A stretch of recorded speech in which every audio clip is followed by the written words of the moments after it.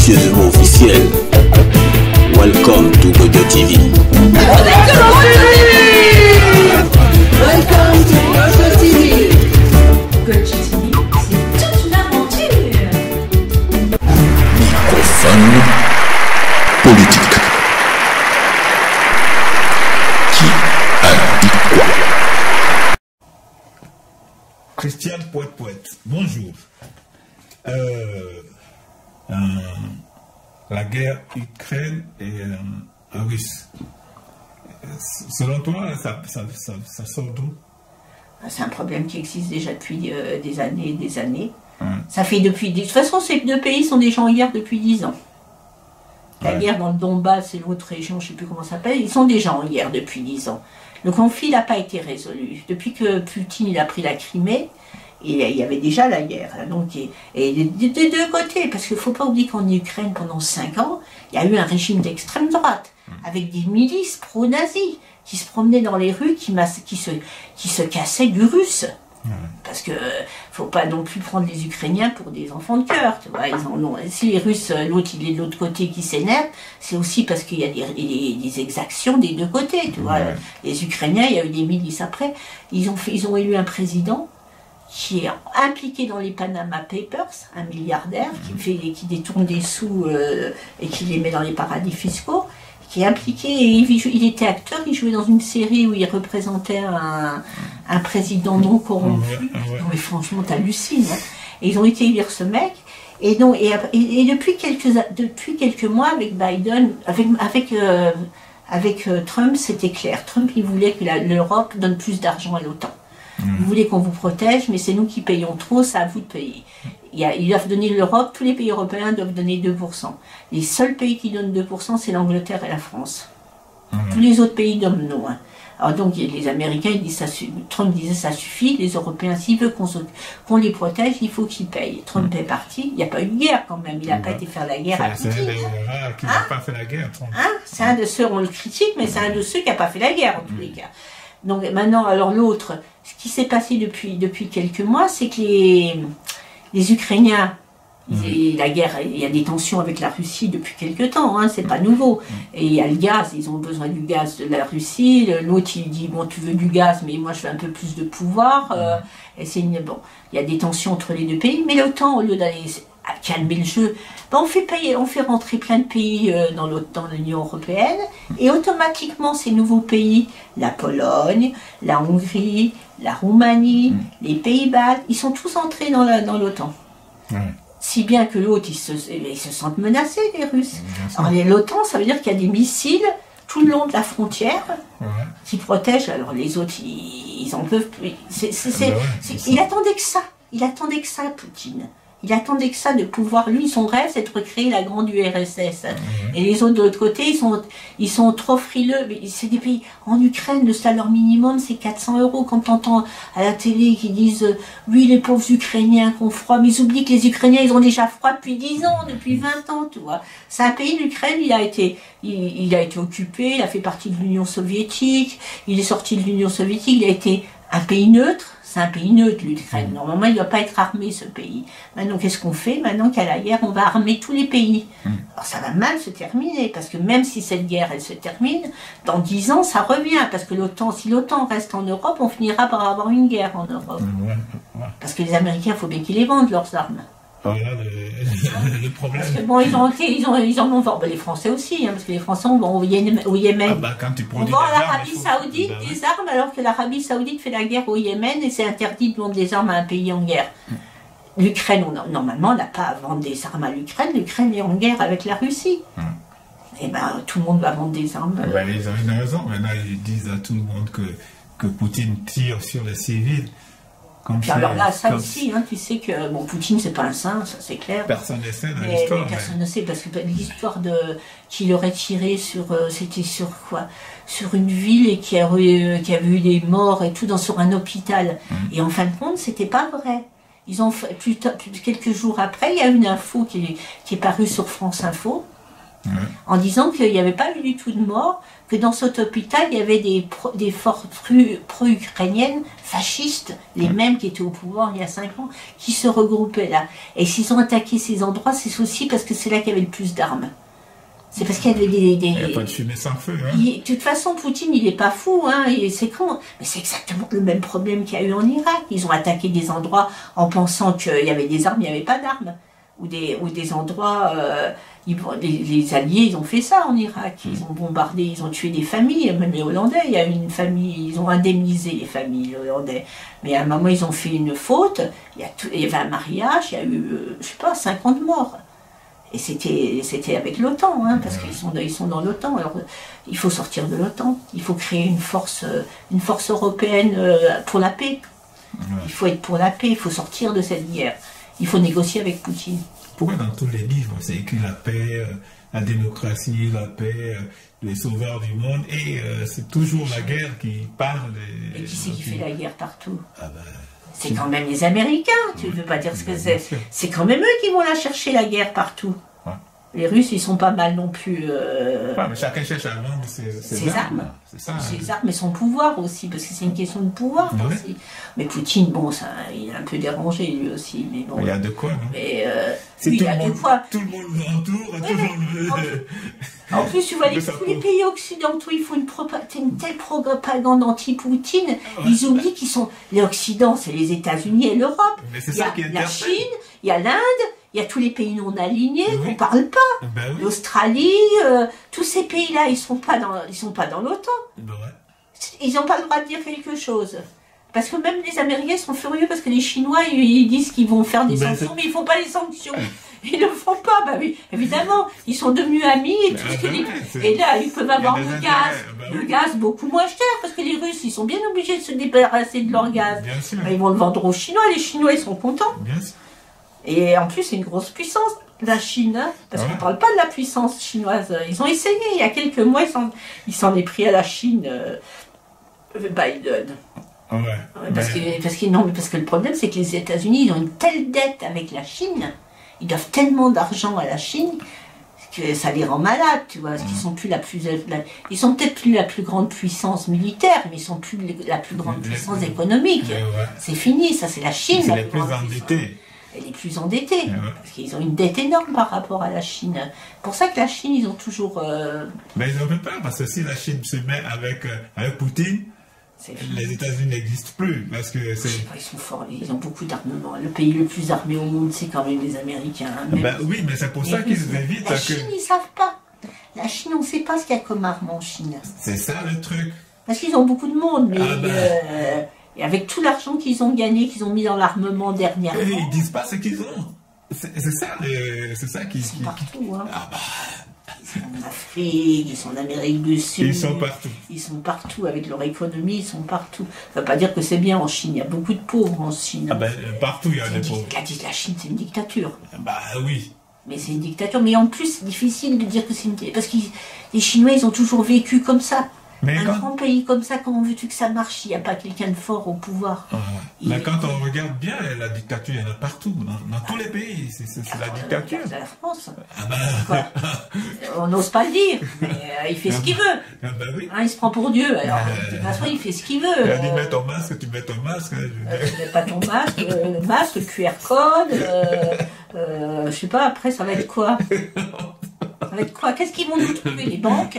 Tu mets ta puce, là, fera tic tic, ça y est, je suis bon. Tic tic, ça y est, je peux passer, je peux entrer partout. Tu seras comme un robot. Ils sont en train de nous faire des robots, de nous des robots.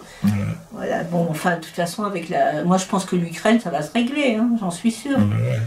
J'aimerais bien que ça se règle bientôt, comme ça l'autre il perdra des voix pour l'élection. C'est comme il va en Russie parler avec Poutine. J'ai fait un grand discours, j'ai parlé pendant 2 heures avec Poutine, il m'a assuré qu'il n'interviendrait pas. Le lendemain, l'autre il a juste écouté pour dire je ne change pas moi. Et en plus, il a. Non, mais le plus drôle aussi, c'est qu'il y avait une réunion internationale entre la Russie et et l'Ukraine en Turquie, avec le ministre israélien. Ah ouais. Hallucine, tu vois. En plus, Israël, qui est un des pays où il y a un apartheid terrible contre la Palestine, tu peux pas dire que c'est quoi cette démocratie où qui fait l'apartheid à un autre pays, c'est vraiment terrible. Et la France n'était pas invitée. Donc les Français, les Européens, ils étaient à Versailles en train de bouffer du caviar avec du champagne. Ça a coûté une fortune à l'État, c'est nous qui payons, hein. Ces messieurs se régalent. Et là, ils parlent de faire une Europe de la défense. On ne sait pas trop ce qu'ils veulent. Ils se réunissent. Et les autres, ils sont en train de parler de la paix. On n'est pas invités. On n'est pas invités. Alors que l'autre, il n'arrête pas de dire oui, je suis là pour la paix, pour la pose de Kennedy en face des journalistes. Les médias sont complètement infectés par un anti-poutinisme, mais c'est monstrueux. C'est monstrueux. Et il y a des gens qui osent dire que si la Russie, mais alors là, il y avait une Ukrainienne qui est venue à la télévision dire que l'Ukraine, c'est pas du tout ce qu'on nous dit en Europe.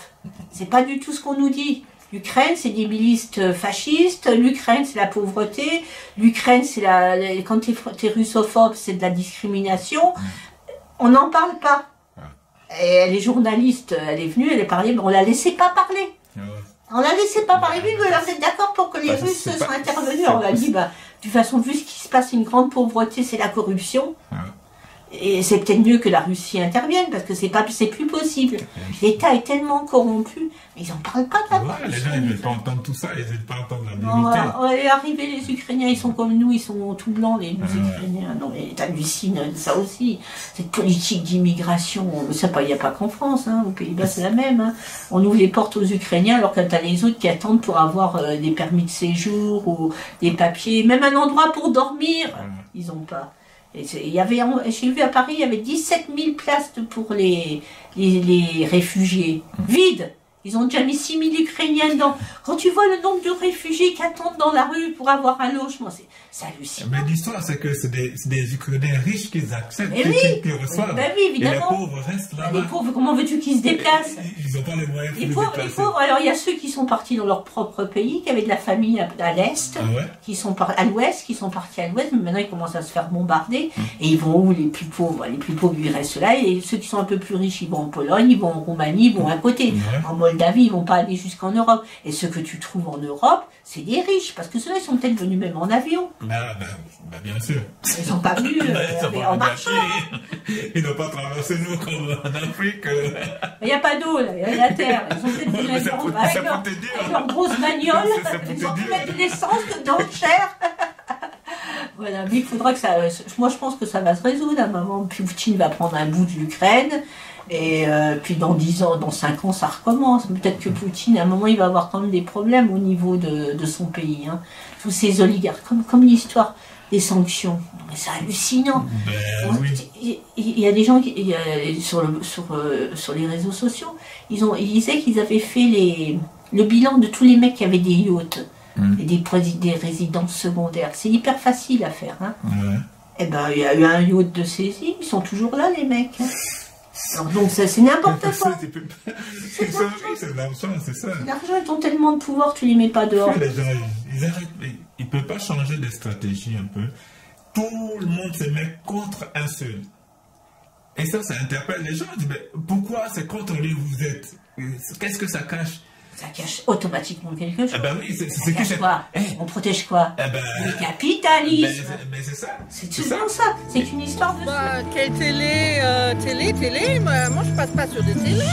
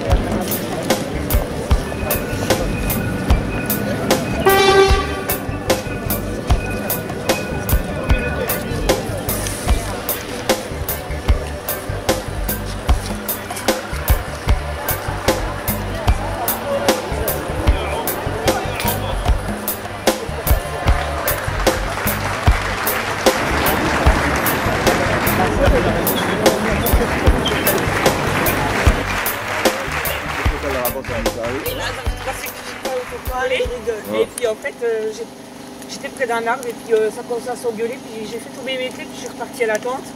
Et puis j'ai dit à ma copine, écoute, ils s'engueulent là-bas. J'ai dit, j'ai paumé mes clés. Alors je suis retournée, puis je savais pas où c'était. Et puis j'étais complètement bourrée, j'ai trouvé les clés tout de suite, tu vois. Ça va? Ouais. Eh, pas mal. On l'applaudit. Voilà pourquoi je ne l'ai jamais ramené. Allez, dégage, quoi.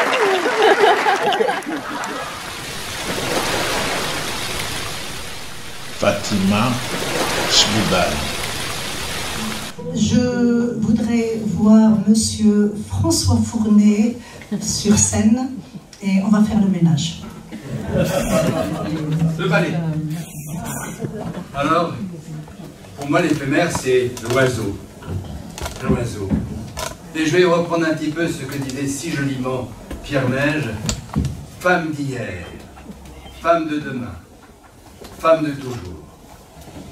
Et pour moi, toutes les femmes sont des oiseaux.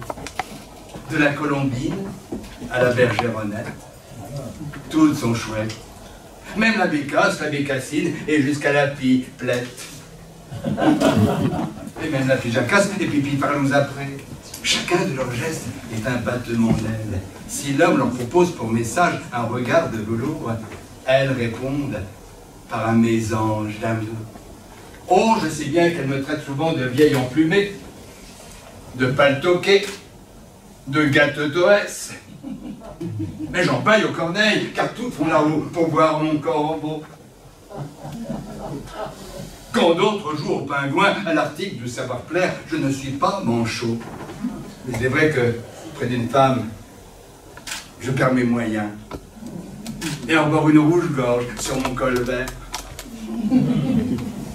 Il suffit d'un signe d'aile pour que je marche en canard. Un seul modèle, et je deviens comme mouche, perdant mes échasses en m'enflammant. Une femme est si gracieuse. C'est un oiseau du paradis. Un simple battement de cils n'est-il pas chez elle un frisson d'aile? Un délicat sourire, le passereau d'une tendresse? Une discrète bise, le colibri d'une promesse? Une envolée de jupe, une volière de désir, La moindre parcelle de chair dénudée laisse mon âme parfaitement mouette. Lorsqu'une sublime hôtesse de l'air m'a demandé un jour quelle était la destination de mon avion, je n'ai pu que m'écrier, m'accouvant du regard, quelle volatile! Alors certains vieux coqs ne songent qu'à déplumer la poulette au lieu de lui offrir l'azur d'un cœur aimant. Quand j'ai dit à Dominique, il y a bien longtemps, que devant une femme je demeurais serein, Strauss-Kahn arrive. Ah ben Strauss-Kahn arrive. Je crois qu'il en avait la Berlusconi. La vérité doit toujours être de mise. Lorsque je sens qu'une femme n'autruche pas, je deviens tout de suite émeu. Quand c'est être étourneau que de croire qu'il suffit de lui faire « Coucou, je suis ton doux perdreau, chemin faisant. » Pourquoi pas aussi? Eh bien chérie, je me les caille. Mon perdreau en ayant l'élégance, que voulez-vous, les étourneaux pullulent, même en les frappant d'un martinet.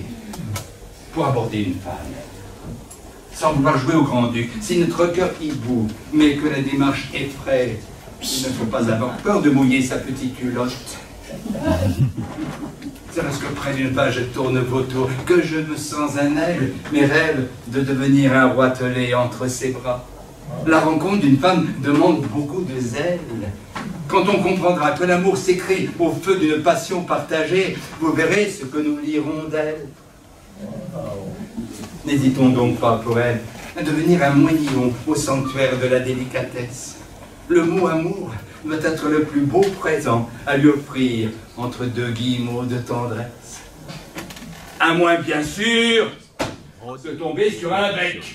Même quand vous en faites un tableau chez vous, vous ne mettez jamais de verre sur le gobelin. Il faut le laisser naturel. D'abord parce que c'est couleur et parce qu'il ne prend jamais la poussière.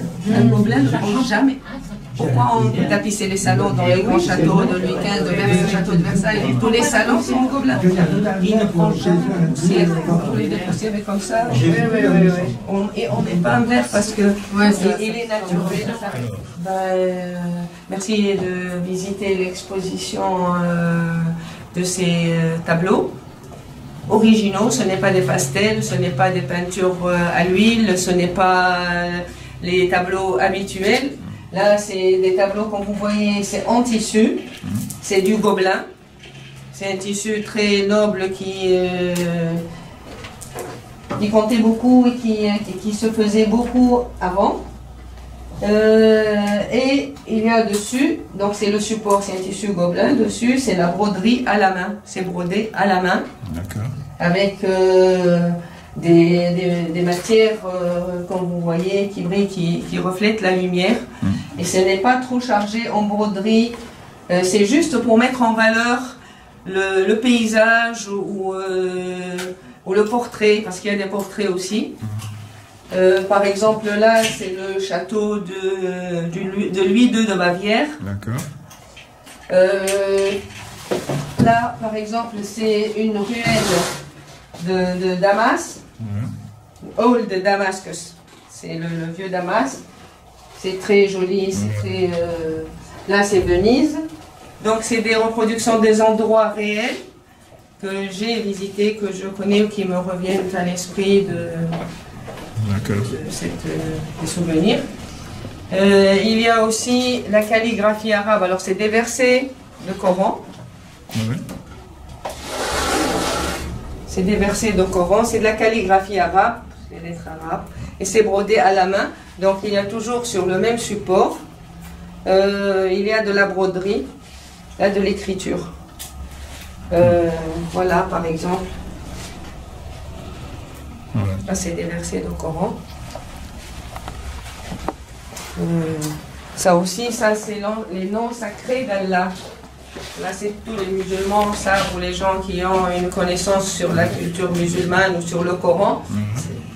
Allah a 99 noms sacrés. Ça, c'est les 99 noms sacrés d'Allah. Ils sont brodés à la main sur un support en gobelin ordinaire, pas trop coloré, et donc l'écriture elle est très claire et très bien faite, complète. Voilà, donc on expose à la galerie Geppetto Vélo First Floor.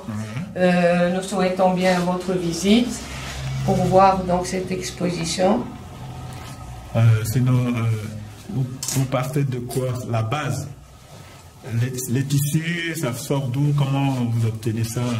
Vous travaillez à la machine, vous travaillez avec le tissu? Oui, le tissu, bien sûr, il est fait avec la machine, une machine spéciale qui fait les gobelins. C'est pas toutes les machines de textile, ce n'est pas un jacquard ordinaire ou un imprimé. Le gobelin, c'est des machines spéciales. Il faut travailler la photo en maille, après mettre les fils et puis donner l'ordre à la machine qui sont maintenant semi-modernisées, quoi, semi-informatisées. Et donc, elle fait, après la machine, elle réalise, l'ordinateur, il réalise l'image que vous avez, que vous lui avez envoyée avec les couleurs, les fils que vous avez mis. Et après, ça passe à la broderie. D'accord. Après, c'est la broderie. Après, c'est la finition, c'est bien fini. Il y a du tissu derrière. Là, on a mis des lanières pour pouvoir suspendre. Ou aussi, il y a des gens pour les mettre en tableau comme ça, suspendus. Ça peut, ou alors, vous pouvez faire un cadre en bois ou tout autre. D'accord. Voilà. Il a différentes dimensions, différentes... Donc, à la broderie, c'est où? La broderie. Quand on finit avec les machines et tout ça. Voilà. C'est la broderie. C'est l'étape de la broderie. Vous êtes à l'étape de la broderie. Voilà. Et la confection, c'est elle aussi qui fait le la broderie, après c'est les finitions, après c'est ça, c'est le tapisser derrière pour que ça fasse joli, c'est avec les tissus pour protéger. Puis ça vit un tableau comme ça vit très longtemps, ça s'hérite de père en fils. Hein. Bien sûr. Là, c'est... Ça, c'est un boulot énorme. La question que je voulais poser, vous avez fait une école pour ça ou bien... Non, c'est pas une école, c'est... j'aime ça, c'est une passion. Et vous avez appris sur le tas, c'est ça? Oui, sur le tas, et je vais voir dans les usines, c'était à Alep, à Damas. Je vais voir comment ça marche, comment les machines, comment les gens travaillent, et tout ça. Et j'ai appris beaucoup de choses. Et voilà, après je commande mes photos, je les brode. Nous sommes complètement dans l'autodidacte, c'est ça? Ben oui, mais maintenant tout le monde est autodidacte. Chacun essaie de trouver de l'énergie ou de trouver une dispersion dans quelque chose qu'il aime. On a passé des moments très difficiles avec le Covid, on a été enfermés pendant des mois et des mois. Et donc tout le monde a découvert une passion, tout le monde a découvert quelque chose pour passer le temps, quelque chose à développer, et puis voilà. Et ça s'est passé comme ça. D'accord. Donc pour vous trouver, en général, c'est où? Où est-ce qu'on vous trouve? Est-ce que vous avez un coin précis où les gens peuvent vous trouver? Si jamais le travail intéresse quelqu'un qui dit bon... Voilà, là j'expose jusqu'au 15 avril à Geppetto Vélo, First Floor. Et après, peut-être que je vais exposer peut-être aussi à Montpellier. Dans une exposition. D'accord. Vous n'avez pas un atelier à vous? Un atelier sur Paris, non, pas encore. Mais je suis joignable tout le temps. Ici, Anne-Marie à Geppetto Vélo, elle aura toujours mes coordonnées, mon mail, elle aura toujours mon contact. D'accord. Donc, ici, la galerie, c'est une référence pour moi. J'aurai toujours mes adresses et tout ça, mes contacts ici. D'accord, d'accord. En tout cas, merci. Si vous voulez dire quelque chose d'autre que moi, je n'ai pas posé de questions. Je remercie tous les gens qui étaient venus voir ou par curiosité ou parce qu'ils ont vu l'affiche ou par invitation. Je suis très heureuse de leur visite et je vous incite à venir voir, même si vous n'achetez pas, c'est des choses à découvrir, c'est des objets de valeur. C'est des objets de valeur. Venez voir, venez toucher, venez visiter cette galerie, visiter cette exposition. C'est à voir, c'est original, c'est la première fois que ça se présente. Donc je vous invite, vous aurez toujours à boire et à grignoter. Je vous invite à venir visiter cette galerie donc, et cette exposition en particulier. Cette galerie, elle expose tout le temps de belles choses, très originales, très belle, très belle exposition. Donc venez voir et après prenez l'habitude de visiter toujours First Floor. En tout cas, merci beaucoup. C'est moi. Et à très bientôt. À très bientôt. La faille. Bonjour. Nous avions planté des bananes. Et voici qu'on se retrouve avec des oignons. Qu'est-ce que c'est? Bienvenue à Transmission, le journal officiel de www.web. La cour.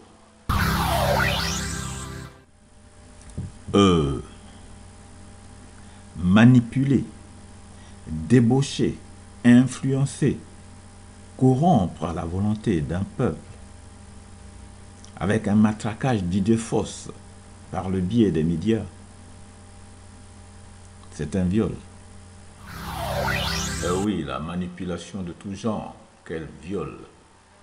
Merci et à bientôt pour une autre idée. Au revoir.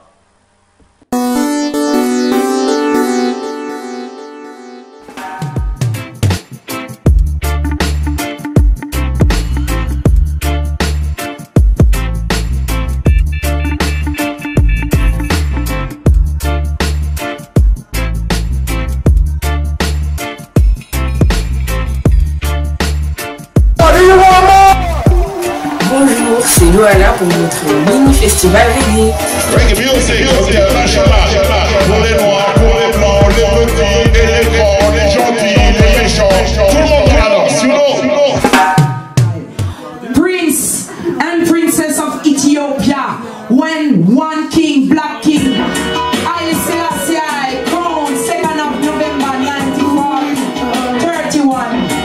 Blessed Lord,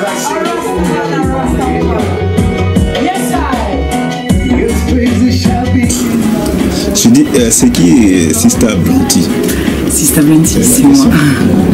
Sista Blanty, c'est moi. Sista Blanty, c'est Selecta Blanty, Strictly Vinyl, parce que je trouve que c'est l'authenticité, c'est ce qui vient de la racine, avant qu'on ait des analogiques, du numérique. On avait le vinyle, le pressage. Moi, ça m'a marqué quand je suis partie en Jamaïque la première fois en 98. Je suis allée dans les maisons de distribution comme Top Gun, comme Dynamic Sounds. C'est vrai que c'était assez intéressant de voir comment se fabriquait le vinyle, quoi. Et Diablesse, c'était une belle expérience. Et pourquoi tu es attiré par le vinyle? Pourquoi? Parce que c'est ça, c'est la racine, la fondation du sound system en Jamaïque dans les années 50, 60, le rhythm and blues qui se jouait dans le dance hall, donc c'était le seul moment qu'il y avait le vendredi ou le samedi pour les gens en Jamaïque, pour le peuple. Il n'y avait pas le cinéma, ils n'avaient pas accès, il n'y avait pas forcément de théâtre parce que ça coûte cher aussi, donc c'est toujours pour une certaine population, et donc la plupart de gens se rassemblaient dans les dance halls pour danser, pour chill out avec une bière et danser avec sa queen. Et voilà, c'était le début, quoi, avec le rhythm and blues. Donc toutes les musiques venaient des États-Unis. C'est vrai qu'il y a eu un métissage incroyable entre le rhythm and blues et puis le reggae. Et c'était quand même à la base dans les sound systems avec une platine et un opérateur, un sélecteur et un MC, le maître de cérémonie. Et les DJ. les chanteurs qui venaient. Parce que sur une face A, il y avait en général la chanson d'un artiste et sur la face B, l'instrumental.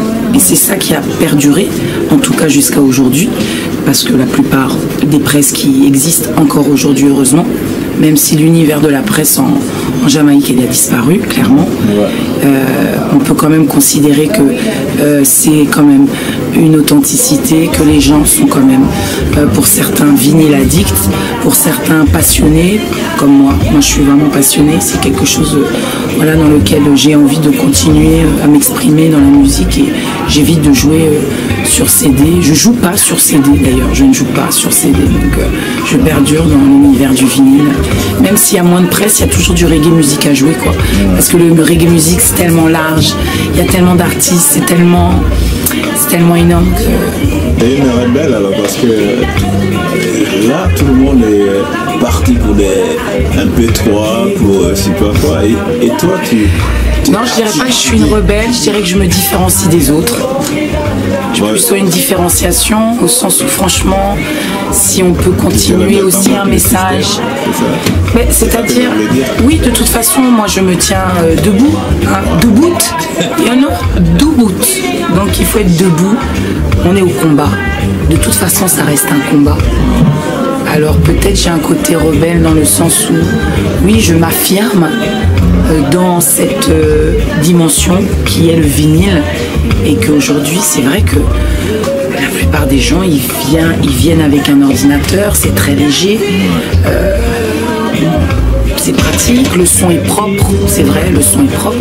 Maintenant l'univers du vinyle, c'est l'univers du vinyle, il y a une authenticité. Quand tu poses ton diamant sur le sillon, il y a vraiment...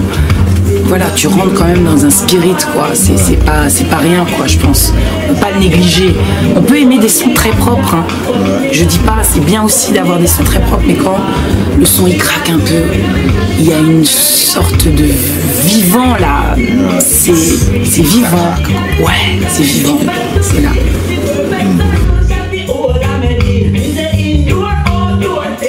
Lance-moi un message maintenant.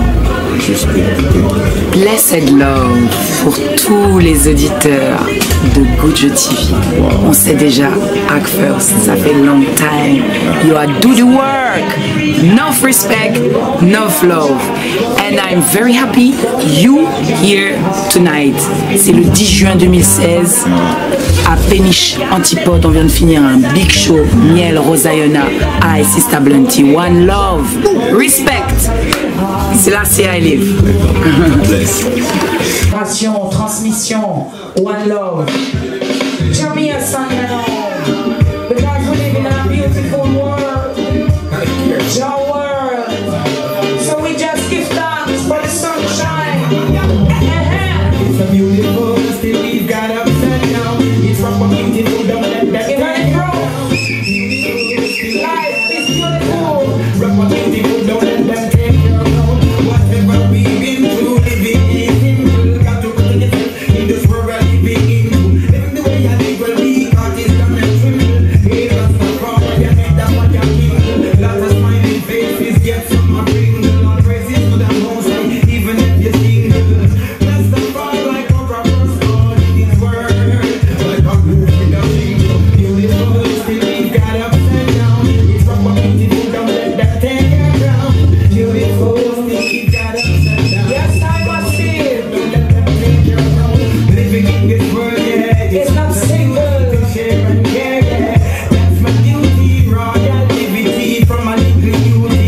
Now this the third one when I got this movie. In this world, love your brother, I love your sister, love your dada, I love your mama. Mokado guidance, Jakabadou guidance. Just la vie Akabadou Mando un chance. If you do good, good follow you. If you do bad, bad follow you. If you do good, good follow you. If you do bad, bad follow you. Essaye de faire le bien au quotidien. Aime ton prochain, respecte ton prochain, parle avec ton voisin. Et laisse pas le mal s'emparer aussi de toi, car Babylone veut nous diviser aussi pour régner. Babylone veut aussi nous influencer. Beaucoup de jeunes ont perdu leur culture. Beaucoup de jeunes n'ont plus de repères, sont dans la violence. Mais tu n'auras jamais la guidance, car tu vas récolter ce que tu as planté. Mon cadeau guidance, mon cadeau pas toutes tes frères, pas toutes tes sisters. Yes, mon cadeau de dos, mon cadeau guidance, mon cadeau va de toi ça. Watson. Si tu veux le bien te suivra. Si tu fais le mal, ça sera pareil. Si tu fais le bien t'accompagnera. Partout où tu marcheras, pas. Mon cadeau, yonete.